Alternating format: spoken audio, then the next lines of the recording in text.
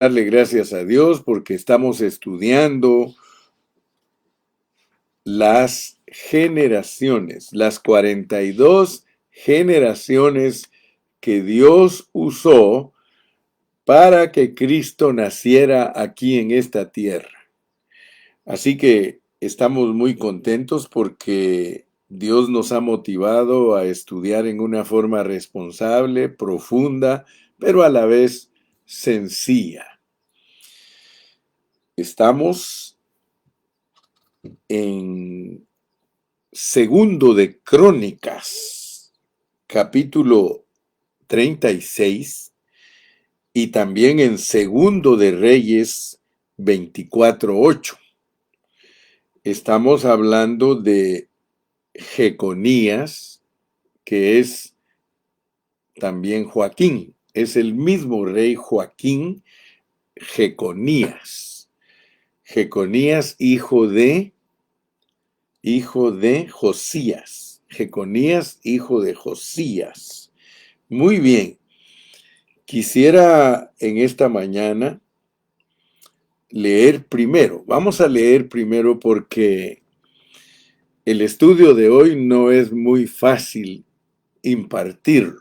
Quiero decirle que hay estudios que son más difíciles que otros. Hay algunos estudios que todo encaja perfectamente. Bueno, lo de hoy también encaja perfectamente, pero requiere de mucha explicación. Hoy quiero presentarles a ustedes a Jeconías y para eso vamos a leer en Mateo el capítulo número 1. Estamos en Mateo 1 del 1 al 17, pero vamos a leer Mateo 1:11. Mateo 1:11. Dice así: Josías engendró a Jeconías y a sus hermanos. Josías engendró a Jeconías y a sus hermanos en el tiempo de la deportación a Babilonia. Mire pues cómo está este asunto. Josías engendró a Jeconías y a sus hermanos en el tiempo de la deportación a Babilonia. Notemos que en ese tiempo de la deportación a Babilonia, porque vamos a empezar a ver lo que sucedió en el tiempo de la deportación a Babilonia, porque ya cuando entremos al versículo 12 dice, después de la deportación a Babilonia. O sea que Jeconías engendró, fíjese, Josías engendró a Jeconías y a sus hermanos en el tiempo de la deportación, pero después de la deportación a Babilonia, Jeconías engendró a Salatiel. Muy bien, aquí tenemos que poner mucha atención porque hay engendramiento en el tiempo de la deportación y hay engendramiento después de la deportación. Todo había venido de que un rey engendró a otro, de que un rey engendró a otro y que este rey engendró a este otro. Todo venía así. Pero ahora llegamos al punto final de los reyes antes de la deportación, que es en el tiempo de la deportación. En el tiempo, o sea, vamos a poner atención que en ese momento de transición, en ese momento en que se está llevando a cabo la deportación, hay un engendramiento y es el engendramiento de Jeconías. Josías engendra a Jeconías. Quiero que por favor me tengan un poquito de paciencia. Voy a estar repitiendo los conceptos porque quiero explicarlos de una manera que entendamos el arreglo divino. Por favor, quiero traer a colación, quiero recordarles que la Biblia es un arreglo divino. Por eso es de que muchos estudiantes de la Biblia tienen problemas de entender algunos pasajes. Algunos le atribuyen a la Biblia errores. Dicen, aquí en este pasaje se contradice la Biblia. Y entonces ya se pierde lo glorioso que Dios nos quiere mostrar a través de su palabra. Para el hombre, para el estudioso de la Biblia tiene errores. Un estudioso, un teólogo, un doctor en divinidades, él dice, este es un error aquí en la Biblia. Y yo le voy a mostrar ahorita a qué me refiero. Porque tenemos que entender que si queremos entender el propósito divino, si queremos ver la fotografía del propósito eterno de Dios, nosotros tenemos que saber que la Biblia no se contradice, sino que está arreglada divinamente, o sea que Dios la arregló para que nosotros podamos captar su propósito divino. Entonces, en vez de confundirnos de que aquí hay un error, mejor estudiémosla en una forma responsable y vamos a poder desentrañar cualquier duda, cualquier interrogante. Vamos a poderla ver con claridad. Quiero que vayamos primeramente a Primero de Crónicas. Vamos a ir a Primero de Crónicas, capítulo 3, versículos 15 al 16. Tenemos como base Mateo 1:11. Josías engendró a Jeconías. Esa es nuestra base del estudio de hoy. Josías engendró a Jeconías, Mateo 1:11. Pero debemos de comparar el registro que hay en Primero de Crónicas 3, 15 al 16. Vamos a Primero de Crónicas 3, 15 al 16. Primero de Crónicas, capítulo 3, versículo 15 y 16. ¿Lo tiene? Ya lo tiene mi secretario Chiriboga. Y los hijos de Josías. Quiero que usted vea. Gracias, hermana secretaria. Dice, y los hijos de Josías, Joanán su primogénito.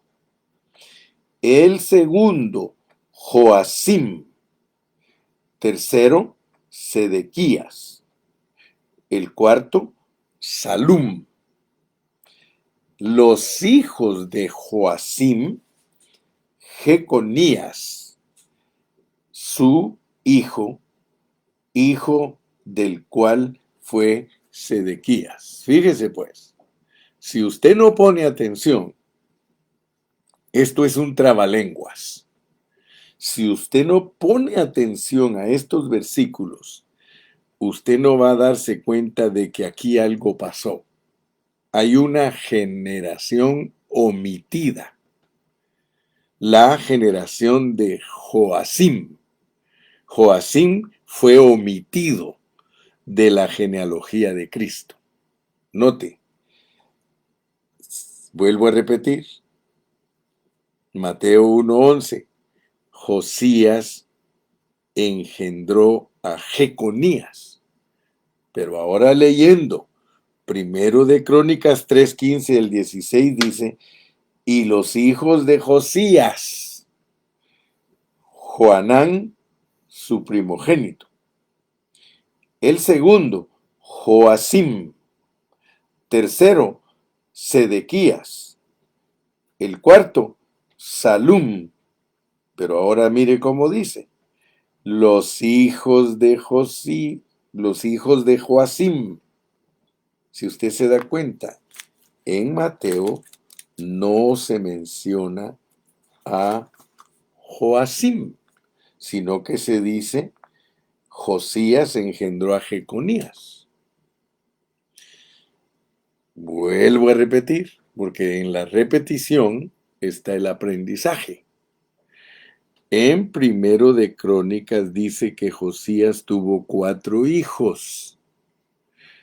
A Joanán como primogénito, a Joacim como segundo hijo, y como tercer hijo a Sedequías, y como cuarto hijo a Salum. ¿Estamos de acuerdo? ¿Estamos de acuerdo? ¿Verdad que sí? Pero tenemos un asunto, que el versículo 16 dice los hijos de Joacim, Jeconías, su hijo, hijo del cual fue Sedequías. Aquí hay algo que tenemos que poner mucha atención. En Mateo nos ponen de Josías a Jeconías, pero en Primero de Crónicas 3, 15 y 16 nos ponen a los 4 hijos y no nos dicen nada de Jeconías. Hasta en el segundo versículo, el 16, dice los hijos de Joacim, Jeconías. Por tanto, tenemos que poner mucha atención porque aquí quitan a Joacim. Quitan a Joacim y ponen a Jeconías. Quitan a Joacim y ponen a Jeconías. Entonces, Joacim fue omitido de la genealogía de Cristo y esto ha de haber sido porque él fue hecho rey por Faraón. El faraón de Egipto fue el que lo puso como rey y él recaudó impuestos para Faraón. Lo vamos a leer ahorita en Segundo de Reyes 23. Segundo de Reyes 23. Vamos a Segundo de Reyes 23. Y vamos a leer los versículos 34 y 35. Segundo de Reyes 23, 34 y 35. Mire cómo dice. Entonces Faraón Necao puso por rey a Eliaquim, hijo de Josías, en lugar de Josías, su padre, y le cambió el nombre por el de Joacim. Y tomó a Joacás y lo llevó a Egipto y murió allí. Y Joacim pagó a Faraón la plata y el oro, mas hizo avaluar la tierra para dar el dinero conforme al mandamiento de Faraón, sacando la plata y el oro del pueblo de la tierra, de cada uno según la estimación de su hacienda, para darlo a Faraón Necao. ¿Se da cuenta usted que Eliaquim es Joacim? Y Joacim fue omitido de la genealogía debido a que fue puesto por Faraón y recaudó impuestos para Faraón. ¿Qué significa eso? Que por haber estado relacionado tan cerca con Egipto, fue excluido de la genealogía de Cristo, porque Egipto representa al mundo. O sea que este rey se asoció con Faraón, se asoció con el mundo. Cualquier siervo de Dios que se asocie con el mundo no tiene parte con la genealogía de Cristo, ni físicamente ni espiritualmente. Por medio de estos dos registros vemos que cualquiera que se relaciona con los ídolos o se asocia con el mundo será excluido de la generación de Cristo. Para nosotros los cristianos del Nuevo Testamento, cualquier relación que nosotros tengamos con ídolos y que nos acerquemos a los ídolos o que colaboremos para alimentar a Faraón, para servir al mundo, si somos mundanos somos enemigos de Dios, hermano. Así que nosotros somos excluidos de ser vencedores. ¿Me explico? ¿Alcanza a ver lo que estoy explicando ahorita? Muy bien. Entonces, ese es el primer punto que nosotros tenemos que ver con nuestra lección de hoy, que Joacim fue omitido. Joacim fue omitido. Él no tuvo parte en la genealogía de Cristo en una forma directa, sino que fue en una forma indirecta. Por tanto, pongamos atención a los estudios en una forma atenta. Valga la redundancia, atención, atentos. Vamos a hablar entonces de los cautivos a Babilonia, porque aquí en Mateo 1, el versículo 11 y 12 nos está hablando de eso. Dice el 11: Josías engendró a Jeconías y a sus hermanos en el tiempo de la deportación a Babilonia. El 12 dice: después de la deportación a Babilonia, Jeconías engendró a Salatiel. Así que nuestro próximo rey que vamos a estar viendo es Salatiel. Pero tenemos el asunto de que no podemos pasar desapercibidos estos puntos, que los que fueron llevados a Babilonia cautivos estaban relacionados indirectamente con Cristo a través de ser descendientes, porque José se casó con María. Aún esos cautivos fueron incluidos en el registro de la genealogía de Cristo, porque estaban indirectamente relacionados a través de María, la madre de Jesús. All right. Vamos a repasar un poquito de Jeconías. Jeconías no fue reconocido como rey en esta genealogía porque él nació durante el cautiverio y él fue llevado cautivo. Volvamos a leer Segundo de Crónicas, capítulo 36, Segundo de Crónicas, capítulo 36. Veamos los versículos 9 y 10 otra vez. 9 y 10.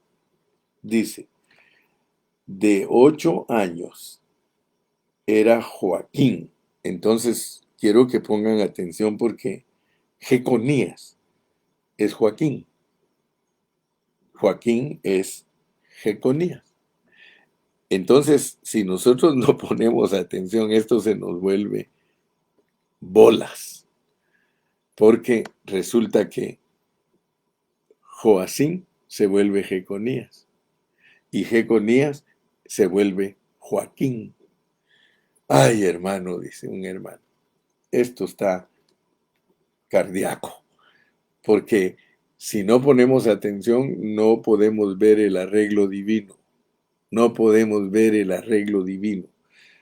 De 8 años era Joaquín cuando comenzó a reinar, y reinó 3 meses y 10 días en Jerusalén, e hizo lo malo ante los ojos de Jehová. Pero mi punto es que usted vea que Joaquín es Jeconías y que Joacim es Joaquín. Joacim es Joaquín y Joaquín es Jeconías y Jeconías es Joaquín y Joaquín es Joacim. Así que póngale mucha atención. De 8 años era Joaquín cuando comenzó a reinar y reinó 3 meses y 10 días en Jerusalén. Ok. Ahora vea este asunto, pues. Aquí empieza el rollo difícil de explicar. Vamos a ver Segundo de Reyes. Segundo de Reyes. Segundo de Reyes 24:8. Segundo de Reyes 24:8. Segundo de Reyes 24:8. Segundo de Reyes 24:8. Segundo de Reyes 24:8. A ver qué nota usted. Dice, de 18 años era Joaquín cuando comenzó a reinar y reinó en Jerusalén 3 meses. ¿Qué diferencia ve usted? ¿Sabe cuál es la diferencia? Que en segundo de Crónicas 36:9 dice que Joaquín tenía 8 años cuando empezó a reinar. Y luego, segunda de Reyes 24:8 dice que de 18 años era Joaquín. 18 años. Gracias, secretaria. Miren este asunto, pues, por favor, mírenlo bien, hermanos. Si ustedes citan, si ustedes citan segundo de Crónicas 36:9, ahí dice que el rey Joaquín tenía 8 años. Y si citan segundo de Reyes 24:8, dice que él tenía 18 años. ¿Qué significa eso? Bueno, Cristóbal estaba más preocupado en los 10 días que ver la diferencia de la edad. Mira, mira, Cristóbal, mira bien. En segundo de Reyes 24:8 dice que Joaquín tenía 18 años. Y en segundo de Crónicas 36:9 dice que tenía 8 años. Bueno, entonces, ¿qué? ¿Tenía 8 años cuando empezó a reinar o tenía 18? ¿Qué creen ustedes? Quiero que por favor vean algo. Cuando el rey David le iba a entregar a Salomón, David todavía estaba vivo y Salomón ya estaba gobernando. Eso se llama corregencia.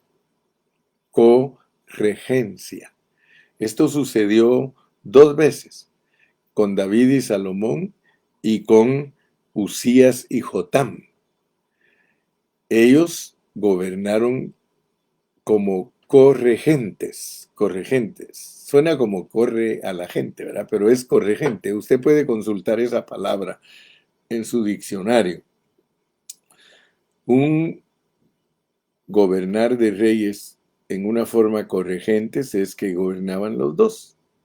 Entonces, cuando tú lees que Joaquín tenía 8 años, estaba gobernando junto con su papá en una forma corregente. Estaban los dos, él estaba de 8 añitos y su papá a la par de él estaban gobernando. Eso sucedió de acuerdo a segundo de Crónicas 36:9. De 8 años era Joaquín. Eso se llama gobierno corregente.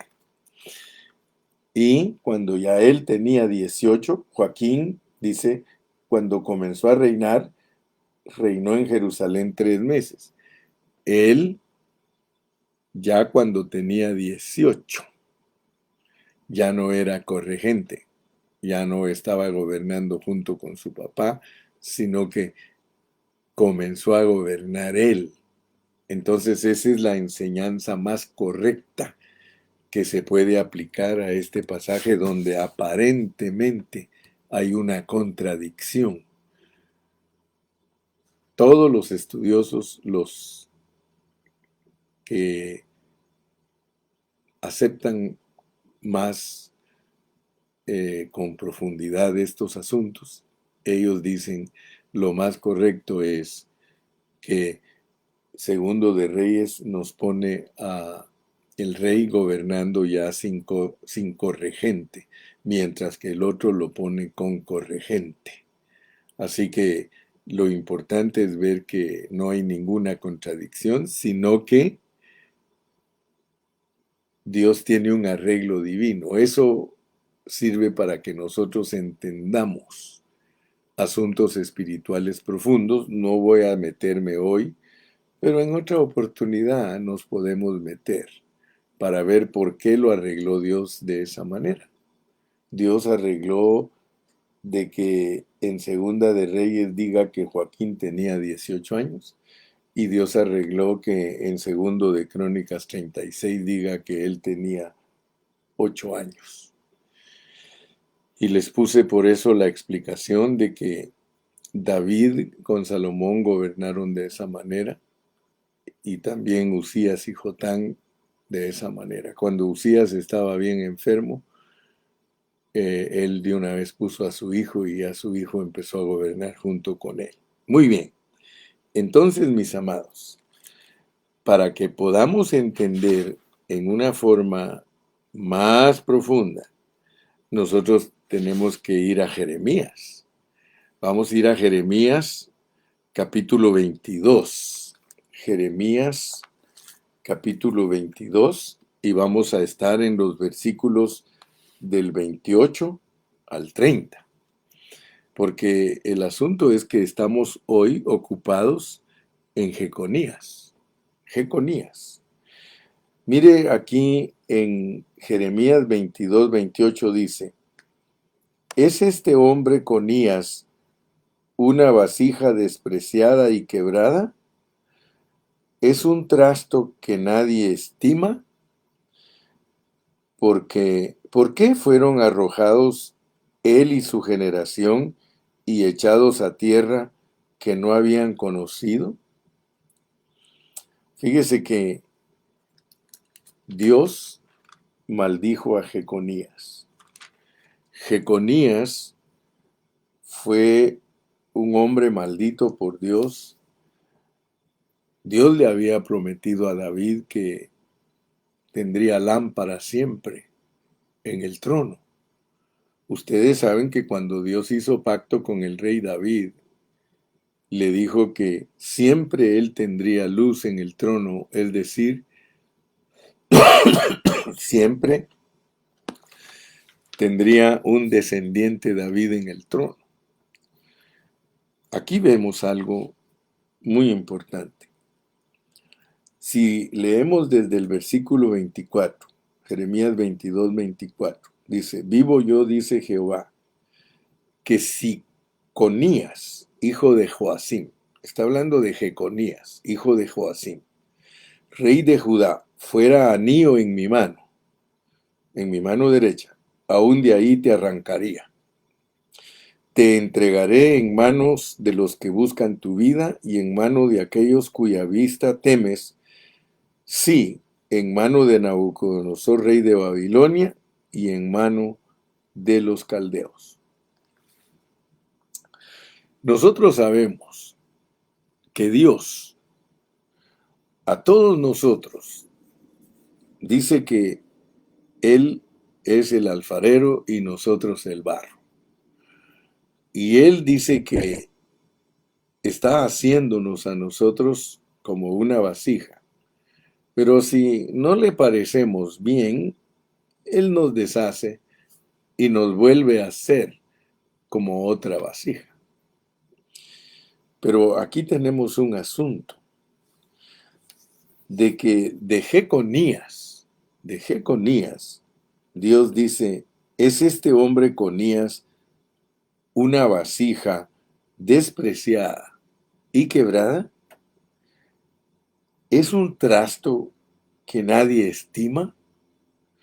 ¿Por qué fueron arrojados él y su generación y echados a tierra que no habían conocido? Ya nos dimos cuenta nosotros que la maldición de Joacim, porque Joacim fue omitido, porque Joacim participó de los ídolos, Joacim participó de entregar a los israelitas al tributo de Faraón. Todo eso ya sabe usted que tiene un significado espiritual. Fueron siervos, fueron reyes que entregaron al pueblo de Dios al diablo. O sea que es muy peligroso, hermano, muy peligroso ser Joacim. Por eso es que ustedes ven que Josías engendra a Jeconías, ni siquiera mencionan a Joacim. Pero como nosotros ya vimos que Joacim, hermano, Joacim es el papá de Jeconías, se podría decir. Jeconías es el producto de Joacim. Por eso a Conías lo tienen como una vasija desechada, porque Dios visita la maldad de los padres sobre los hijos. Entonces ahora rechaza Dios a Conías, que es Jeconías. Y nosotros podemos darnos cuenta que Jeconías no fue reconocido como rey en esta genealogía. Y ningún descendiente de Jeconías podía heredar el trono de David. Mire lo que dice aquí en Jeremías 23:5. Jeremías 23:5 dice: He aquí que vienen días, dice Jehová, en que levantaré a David renuevo justo, y reinará como rey, el cual será dichoso, y hará juicio y justicia en la tierra. Entonces, nosotros debemos de notar algo bien importante, y es de que Jeconías fue una vasija despreciada. Jeconías fue una vasija a la cual Dios, mire lo que dice aquí en Jeremías 22:29. Dice: Tierra, tierra, tierra, oye palabra de Jehová. Así ha dicho Jehová: escribid lo que sucederá a este hombre privado de descendencia, hombre a quien nada próspero sucederá en todos los días de su vida, porque ninguno de su descendencia logrará sentarse sobre el trono de David, ni reinar sobre Judá. ¿Te das cuenta que el versículo 28, que es el contexto, está refiriéndose a Jeconías? Jeconías, que era el producto de Joacim, jamás podría tener lugar en el trono de David, lo cual significa que se volvió una vasija. Oiga esto, pues, porque a todos nosotros Dios nos da una oportunidad bien grande.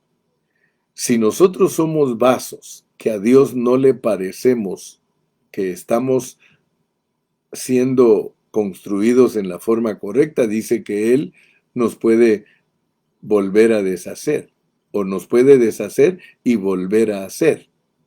Pero en el caso de Jeconías, se puede decir que Dios se dio por vencido. Se puede decir que ya no quiso hacerlo de nuevo, ¿verdad? Hay un canto que dice, hazme de nuevo como vaso, hazme de nuevo como vaso. Pero resulta que a Jeconías Dios ya no quiso hacerlo de nuevo, sino que lo volvió una vasija desechable, una vasija sin valor. Mire, dice: vivo yo, dice Jehová, que si Conías, hijo de Joacim, rey de Judá, fuera anillo en mi mano derecha. Usted sabe que los reyes tenían un anillo que era un sello con el cual ellos sellaban todos los edictos. Aún de ahí te arrancaría. Te entregaré en mano de los que buscan tu vida y en mano de aquellos cuya vista temes. Sí, en mano de Nabucodonosor, rey de Babilonia, y en mano de los caldeos. ¿Cuál es la lección para nosotros, los siervos de Dios del Nuevo Testamento, con toda esta sombra? Es de que si nosotros no nos dejamos tratar por Dios como vasos de barro en los que Él tiene sus tesoros escondidos, porque la gloria de Dios en estos vasos de barro está escondida.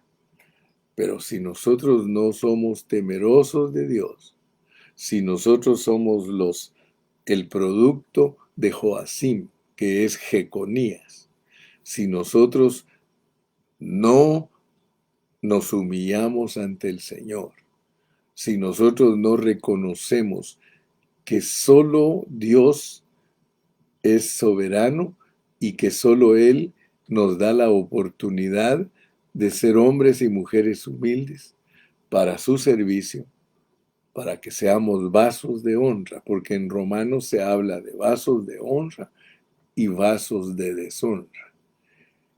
Y cuando hablamos de vasijas, estamos hablando del alma de nosotros. El alma de nosotros es la que Dios está moldeando. El alma de nosotros es la que Dios, como alfarero, está haciendo una vasija para usos buenos. Pero si nosotros no colaboramos con Dios para que seamos las vasijas moldeadas por Él, que se refiere a nuestra alma, hermano, entonces nosotros vamos a perder nuestra alma. Perder el alma en este tiempo es que Dios se dé por vencido de nosotros en este tiempo y que ya no continúe el proceso de hacernos las vasijas para usos correctos, y entonces perderemos el reino del milenio, perderemos reinar con Cristo. Hoy es cuando nosotros podemos orar y decirle: moldéame a tu imagen, Señor. Moldéame a tu imagen, Señor. Porque si nosotros no colaboramos en este tiempo a que Dios nos moldee a su imagen, Dios se va a dar por vencido y nos vamos a volver las vasijas que no tienen ningún valor. Seremos plata sin valor, dice el profeta. Seremos vasos desechados. Seremos los que Dios ya no hará el intento. Yo puedo ver a Dios enojado. Yo puedo ver a Dios con ira tirar el barro y ya decir: me doy por vencido porque tú no colaboras. Somos colaboradores de Dios, hermano. Cristo dijo: aprended de mí, que soy manso y humilde, y hallaréis descanso para vuestras almas. Fíjate, qué tremendo, porque después que nosotros vemos aquí el engendramiento de Josías a Jeconías, el asunto sigue. En el versículo 12 dice: después de la deportación a Babilonia, Jeconías engendró a Salatiel. Si Dios nos da vida, nos toca continuar con Salatiel, pero déjame decirte algo. Deportados a Babilonia es ir a la confusión. Babilonia en la Biblia representa confusión. Si nosotros no colaboramos con Dios, nosotros todo el tiempo seremos los vasos entregados a Babilonia. Quiero que vayas conmigo, por favor. Leamos en Daniel, porque muchos no han alcanzado a ver la soberanía de Dios. La soberanía de Dios en el cautiverio. Porque es Dios el que decide que nos vayamos al cautiverio debido a que somos los Jeconías. Mira cómo dice en Daniel capítulo 1, dice, versículo 1. En el año tercero del reinado de Joacim, rey de Judá, vino Nabucodonosor, rey de Babilonia, a Jerusalén y la sitió. Y el Señor entregó en sus manos a Joacim, rey de Judá, y parte de los utensilios de la casa de Dios, y los trajo a tierra de Sinar, a la casa de su Dios, y colocó los utensilios en la casa del tesoro de su Dios. No vayas a creer que yo estoy bromeando. No vayas a creer que yo estoy jugando. Yo te estoy mostrando con la palabra de Dios que cuando Dios desecha los vasos, aquí está Joacín, es Joaquín, es Jeconías. Y él dice que, el verso 2, y el Señor entregó en sus manos a Joacín, rey de Judá. Es Dios el que entrega a los hermanos a la confusión, debido a que tenemos contacto con ídolos y que favorecemos a Faraón Necao con las riquezas del pueblo de Dios. Entonces, la sombra es para que nosotros abramos nuestros ojos y veamos la realidad de los tratos de Dios. Aquí en el Antiguo Testamento tenemos una sombra de los tratos de Dios, hermano. El Señor entregó en sus manos a Joacín, rey de Judá. El aspecto de nosotros de Jeconías, hermano, es un aspecto serio, porque si nosotros no nos tornamos a la verdad y pureza de la palabra de Dios, nosotros vamos a la confusión. Y le doy gracias a Dios que Mateo 1 no se termina con Jeconías. Gracias a Dios que Mateo 1 continúa después de la deportación, porque después de la deportación, de acuerdo a la pureza de la palabra, está el retorno del pueblo de Israel con Esdras, con Nehemías. A pesar que Daniel no regresó y se quedó en Babilonia, siempre estuvo a favor de Jerusalén. Así que pidámosle a Dios que abra nuestros ojos para que estemos siempre a favor de la vida de la iglesia y que no la perdamos de vista por ningún motivo. Bendito sea el nombre del Señor, Dios te bendiga y si Él nos da vida, pues continuamos el día viernes. Continuaremos el día viernes.